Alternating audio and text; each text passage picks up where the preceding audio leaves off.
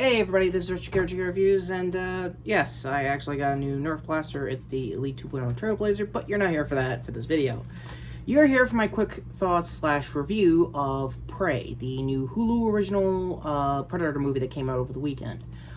Simply put, it's actually not bad. Surprisingly, Amber Midthunder, I think it was the actress who played the lead in this movie, was really good. It's back to like the essential horror, or not really horror, but like Predator roots the 87 movie was. So if I ever get around to doing a retro review of that, essentially the focus of that, and even Predator 2, which by the way this movie does a really cool payoff to. If you also read the Dark Horse comics, you know where this is going. But we'll get to that in the spoiler section in a bit. As for this movie, it actually started off pretty strong. It's a solid, I want to say 30 minutes before you get to see the feral predator, I guess the prequel equivalent of this species as far as Yautja goes.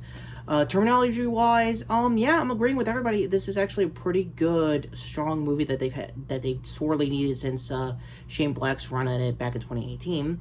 Yeah, go to my review and everybody else's that talked about it. That being said, it's a slow burn, but in a good way. It builds mostly Naru. I'm trying to get her character's name right. My apologies to any Native American viewers or anyone of Comanche descent. My apologies in advance.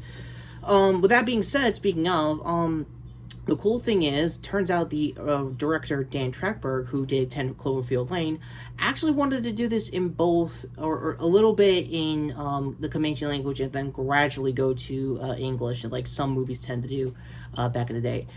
Turns out the studio didn't want to do it, so he has both the English version that you guys probably saw over the weekend, and a Comanche dub, which would be pretty cool.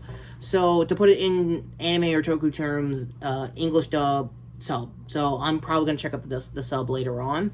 The Predator itself this time around looks pretty good. The biomask is very premature, not really premature, but really it's still advanced. Keep in mind that his gear is more advanced. I'm not here for the gear, but 100%, let's get this out of the way, it is not CG'd at all, at least on the Predator's end. He is still a full body suit, not that Ultimate Predator bullshit that you saw from Shane Black's Predator, so that's where you're going to be going there.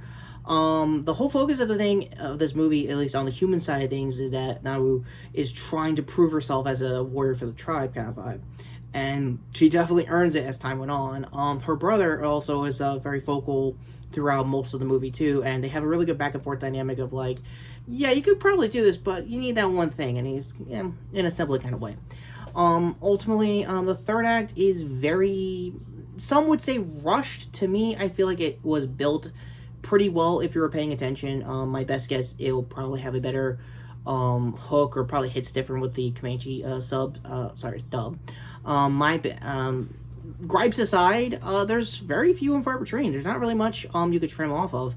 I'm surprised this wasn't in theaters like everyone else. I thought they would probably try out like a day and date kind of release, but apparently it went on Comic-Con theaters over the weekend. When San Diego was happening a couple weeks back.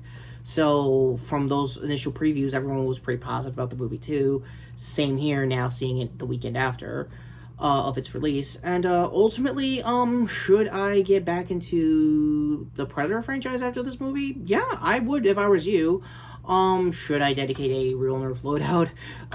Probably not. Again, keep in mind, technology-wise, this is 300 years before the mainline stuff. This was based on a Dark Horse comic that was set a year prior to this movie's events, if you want to be lining up the continuity. I know there's going to be a bunch of lore, specific channels that are already probably debunking or, double confirming stuff that's happening throughout.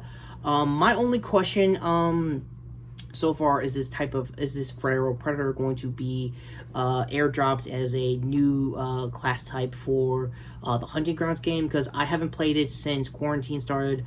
I don't know if servers are still up and running. I know it's had a bunch of patches. So, sidetracks aside, my overall score, like I said, this is going to be pretty short as a review. Yeah, I'm going to give it a solid 9 out of 10. But since I'm still a little hesitant on, not this movie still leagues better than the one that came before, personally.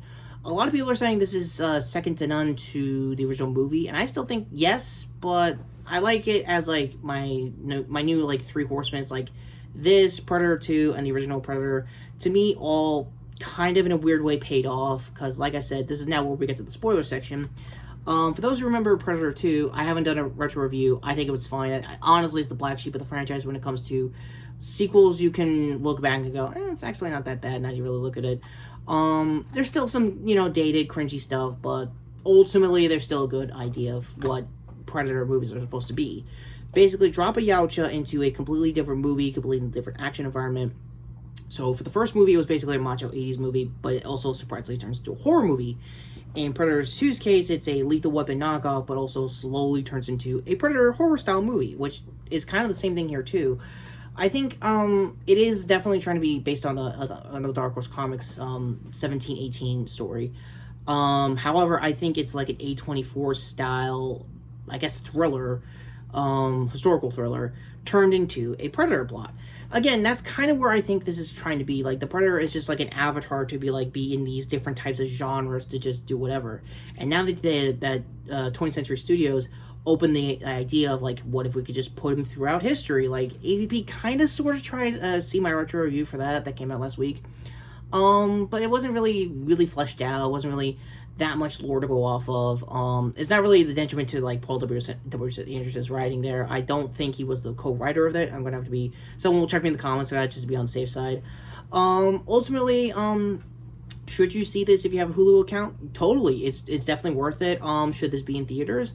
I would like it. Yeah, it would be like a limited run kind of thing. I would love to see, like, I don't know, live stream kind of broadcast with, like, the cast and crew to see what it was like, making this movie and stuff like that. And from everything I heard behind the scenes wise, Dan Trachtenberg probably sounds like a honest, consummate professional. He was cool with whatever the limitations had. He was happy that it was on Hulu regardless, that the movie was getting exposure regardless. And, yeah, for Amber Midthunder, she's actually a pretty decent, hero-type, survivor going up against the Predator this time around. So, ultimately, that's my final thoughts on this whole thing. And, what do you think? Did you check out the movie yourself? Do you think this is a actually, honest-to-God, good, fresh start for this franchise that has been sorely needing? I personally think so. I'm probably going to talk more about this on the end of the year stuff when it comes to the top 5s of the year. That all being said, I guess Endcard's coming up to my upcoming review here to the Nerf Trailblazer. Yeah, spoilers, the Elite 2.0, much like the Predator franchise, are actually bouncing back. I'll talk more about it probably later this week if I got time for a review. Other hand, here to see my previous short, which was my non-spoilers review for Prey. And sure here to sub the channel, notification bell as usual, to see future stuff as far as full videos go. And with that all being said, I am Retrokid Reviews, and yeah, I totally forgot to talk about the Frenchman part, but again, I'll probably talk more about it when we get to the end of the year stuff. And yeah, to Dan Trachtenberg and everybody, this is actually a good Predator movie for once. The hell took you so long?